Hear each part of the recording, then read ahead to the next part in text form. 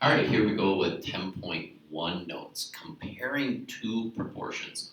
So everything that we did in chapter 9 dealt with a single sample, and we were determining basically if we had a proportion or a mean. Okay? Once we figured that out, then we would perform the test, a z-test if it was a proportion, a t-test if it was a mean, and we were good to go. Now what we want to do, and many times in statistics, we want to compare two populations and see if there's any differences between them. Like, does Mr. Bartz's class's AP exams, are their scores higher or lower than Miss Bjorland's class? Well, we could potentially start to compare these by creating either confidence intervals or test of significance intervals. On the one that I was just talking about would be for means, but we could also look at like the percentage of students that pass, and if I change it from score to actually the percentage of students, then we're actually talking about proportions. So basically all of these problems we're going to be actually looking to see if the differences are greater than, less than, or not equal to each other when doing the test. For the interval, we're just actually going to find the interval of their difference, okay? And then potentially analyze it to see if zero's in there if we're doing a test. But we're just basically going to actually try to find what percentage or what interval the confidence interval actually falls into. So on all of these problems, we're going to be doing a two-sample proportion confidence interval. So the state plan do conclude, just like we do, okay, when doing a confidence interval, one of the things that's going to be very important to do on these is you define what P1 and P2 are.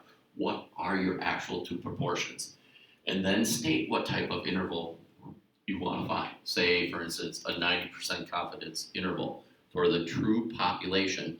Now we're going to talk about it being a difference in proportions. Okay, so that's kind of the fill in blanks statement of context of the problem. The difference in proportions between, say, Mr. Bartz's AP students passing the exam and the proportion of Miss Bjorland's class passing the exam. Okay, so that's our state. Our plan is we're going to talk about the method that we're going to be using. So since we're talking about confidence intervals, now we're talking two samples. Confidence intervals, okay, for the difference between proportions involve z's. And z's and p's all go together. Okay? So our conditions are exactly the same as a one sample, except we have to do, in essence, twice the work. Meaning, we have to say that both samples come from a simple random sample. We have to show that n times p hat and n times 1 minus p hat, they are all greater than or equal to 10 for both the first proportion and the second sample proportion. Okay? And then independent, okay, we got to show the population is greater than 10 times the sample size for both groups. Okay? So now, to calculate out that confidence interval, okay, remember how in a one sample it was just your sample proportion? So this time it's the difference between the proportions, plus or minus your z star, so that's determined by your confidence interval level, okay, times the standard deviation. Now let's think about how we combine, why this is the formula the way it is, okay? Well, for the first proportion, we just say p hat 1, 1 minus p hat 1 over n1, okay? Well, in order to combine standard deviations, okay, you have to square it. Okay, so I would do the same thing to the second one here. Sorry, I forgot the 1 there, over n2, and you would square this. You got to change them to variances. So the squares and square roots would actually cancel each other out. So now we have them without the square roots. But again, we want standard deviation, so we take the square root, so the square root still exists, but you don't have a square root within a square root. Okay? So that's where that formula is coming from. So then finally, you conclude, again, how do we interpret confidence intervals? We're blank percent confident that the interval from the lower bound to the upper bound captures the actual and then parameter, like difference between Mr. Bartz and Miss Bjorland's test scores on the AP exam, or at least percentage of passing in this particular case. All right, so let's take a look at two examples showing you how to do this. Okay? So let's take a look at this first one. This first one's actually now about 10 years old. So it says, many news organizations conduct polls asking adults in the United States if they approve the job the president is doing. How did President Obama approval rating change from August of 2009 to September 2010? So according to a CNN poll, 1,024 randomly selected U.S. adults and on September 1-2 in 2010, 50% approved of his job performance. In a CNN poll of 1,010 randomly selected U.S. adults back in August 28th through the 30th of 2009, showed that 53% of Obama were approved of his job performance. So we can see that, it went from 53% down to 50%. So the question becomes, is that starting to be a significant change? So let's see what the confidence interval says about that. All right. So what do we want to find? We want to find a 90% confidence interval. So that's what it asks us to find, of the true proportion change in the President Obama's approval rating among all U.S. adults from August of 2009 to September of 2010. Notice how I'm abbreviating P sub 10, and you can do that. I highly suggest you do that sometimes with your subscripts, is use things that help you remember what the numbers are.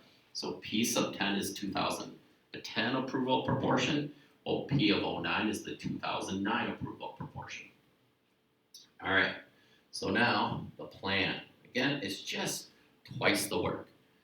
However, type of interval we're finding, 2 sample Z confidence interval for the difference. I did 2010 minus 2009 because I wanted to see how much it had changed. Okay, so I knew it went down just by subtracting it, okay, by 3%. So when I actually do the P10 minus P9, I'm going to get negative 0.03. Okay, so I still need to do the random, normal, independent. I just have to do it for both. So I state, yes, I have 2 simple random samples. One was 1,024, one was 1,010. Then I check, is it normal? So I show, would the expected number or the actual number I got that supported him, are both of those greater than 10? In 2010, they were both 512. And in 2009, they were both 535 versus 474.7. Okay, I know you can't have a 0.3 or 0.7, but again, the percentage has been rounded a little bit. But in this problem, we're just trying to show that they're all greater than 10. So our both samples were taken independently, and both populations are greater than 10 times the sample. It's safe to assume there's at least 10,240 and 10,100 U.S. adults in the population during this time frame. So that condition is met. All right, let's calculate out the confidence interval here. So P hat of 10 minus P hat of 9, so that's where that 50% minus 53%, 0.53. So notice how that difference was negative 0.03. Z star in our case, 90% confidence interval, means Z star is 1.645. That's where that number's coming from. So calculate out the standard deviation. Remember, P hat is of 10 is 50%, 0.5 divided by 1,024, 0.53 times 0.47 divided by 1,010. When I calculate this out, I always enter in this part here first in my calculator, and then I times it by 1.645, and I get 0.036. So what that tells me is that the difference in Obama's approval rating from 2009 to 2010 minus 2009 could be anywhere from negative 0.066 to 0.0066. So again, how do we interpret a confidence interval? Well, we're 90% confident that the interval from negative 0.006 to 0.006 captures the true change in the proportion of U.S. adults who approve of President Obama's job performance from August of 2009 to September of 2010. All right, so now B is a great question dealing with this interval. It says, based on your interval, is there convincing evidence that his approval rating actually changed? Did it change significantly? We know it went down, but is that just due to random chance, or is it actually significant at this at this specific interval? So if I take a look at this, since 0 is actually in here, is in between this interval right here or here, depending on how you want to look at it, okay? It suggests there has been no change. Even though it went down 3%, it wasn't a significant change, okay? And you can think about this since it's a 90% confidence interval, one of the things that's not noted here is if you're doing the test, this would be at a 10% significance level, okay? Meaning we do not have statistical evidence that his job performance rating actually has changed. Yes, it's gone down, but it hasn't gone significantly down enough so that we can say statistically it's gone down.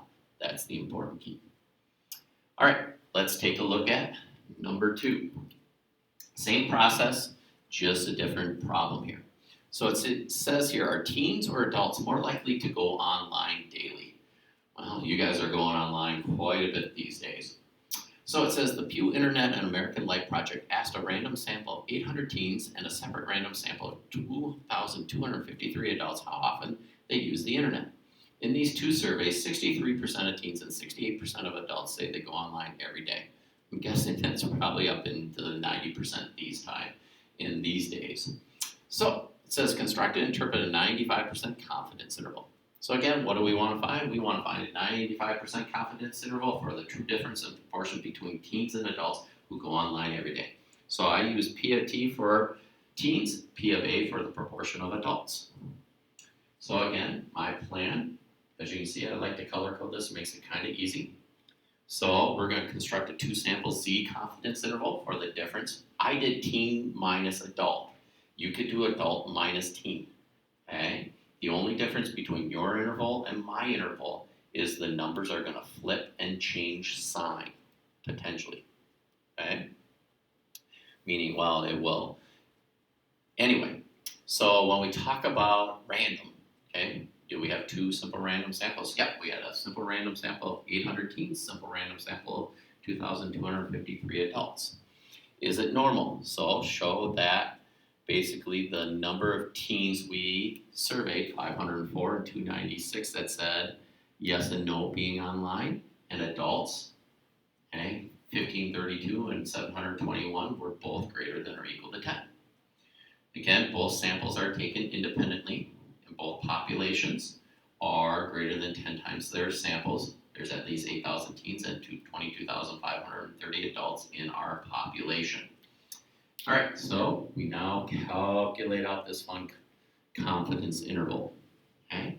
So here we plug in the values, okay? P of T minus P of A with our plus or minus Z star. So our Z star, 95% confidence interval, 1.96. So I did teen minus adult. If you flip this, this is just going to become a positive number, okay? So when you do your confidence interval, what will happen is as I do this calculation, here's my standard deviations for both, calculate it out, you get a margin of error of 0.0386, okay? So what happens is when I go plus and minus that, I get negative 0.0886 and to negative 0.0114. If you flipped these two values here would flip and they would change signs. So you just have a positive 0.0114 to a positive 0.886. Okay? So we interpret the confidence interval. Okay? So another way of interpreting this confidence interval is to say that it suggests that between 1.14% and 8.86% more adults are online every day than teens. Okay? Now you could have said less. Notice how I said parentheses here. I could have said if I use the word less, then that would have to be teens and that would have to be adults. Okay? All right, so in chapter 10 here, this is how we do confidence intervals between the difference of 2 proportions. However, we could also do a test between 2 different proportions. And that's the second half of 10.1 notes. So what you'll see here in doing a test, now what you're going to say is, and kind of how the test works, is you're going to assume that the two proportions equal each other. However, how we like to look at it mathematically is that the difference, between the two proportions is equal to 0. Because if I move this to the other side, I'm subtracting it, hence leaving 0. Okay? So usually that's equal to 0. So now I'm wondering, is one greater than the other? So, like, if I were to say, well, I think P1 is greater than P2, I can write it that way. If I move this over to the other side, it's like saying P1 minus P2 is greater than 0. Likewise, less than would be stating it this way, or I could just have the not equal to. So sometimes I'll write it out this way and then move it over by subtraction so I can figure out exactly how I want it to be stated. Again, got to define P1 and P2. Okay. All right, so now the inference method, we're not doing a confidence interval anymore, but we're doing a z-test for the difference between the proportion. I always like to state at a significance level equal to either it's given or we use 0.05. So again, we do the random, normal, independent. Okay, is it random? Is it normal? Is it independent? Basically the same thing, except these things here, actually you're still going to use P of these up from the samples just to show that they're greater than or equal to 10. Now, what makes this one a little more challenging is you're assuming there is no difference between the two proportions. So when you calculate out the standard deviation, what you actually have to do is take the proportion of the combined amount. Say, for instance, Mr. Bartz's class had a passing, or had 20 out of 30 kids pass the AP exam. Say if Miss Bjorlin, she had, say for instance, 30 out of 40 kids pass the exam. So we can say, okay, Mr. Bartz had a 0.66 passing rating, Miss Bjorlin had a 0.75. The thing is, if we want to say there's no difference, we take whoever the teacher is out of play. So what happens is we look at the total. 50 people actually took the exam, passed the exam out of the 70 students that actually took it. So 50 divided by 70, that is what? Should be 50 divided by 70, sorry. Just got to move the decimal over, 0.7142. This assumes that we take the teacher out of play. Okay, we basically are combining them. Okay, so in general, 72% of Hopkins students pass, but this is what we got based on the teachers. Okay, so the question is the difference between what Ms. Bjorlin got passing and Mr. Bartz got passing, is it significantly different?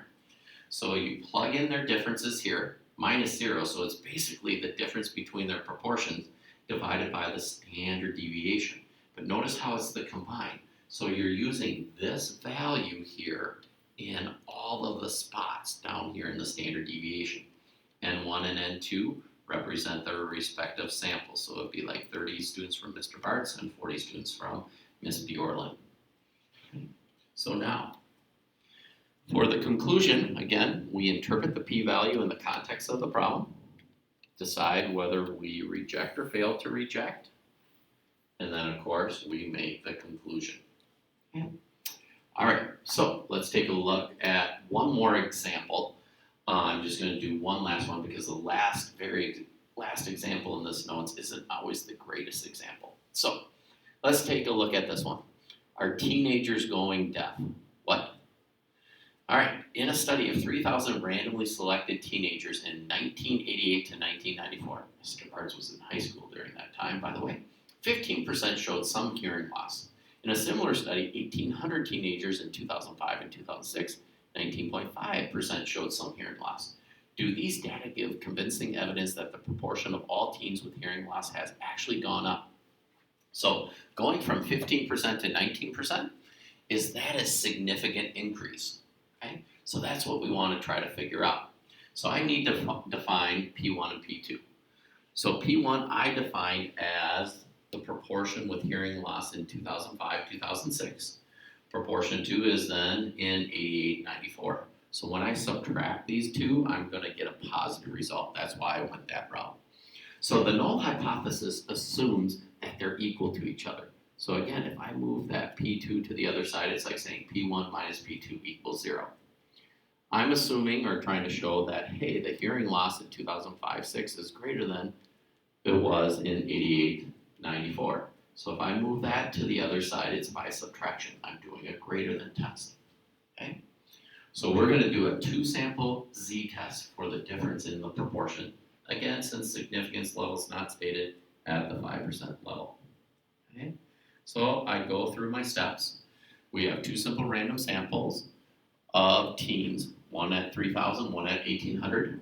Show that, in this case, the number of teens that actually had hearing loss versus not for both populations, or for both samples, I should say.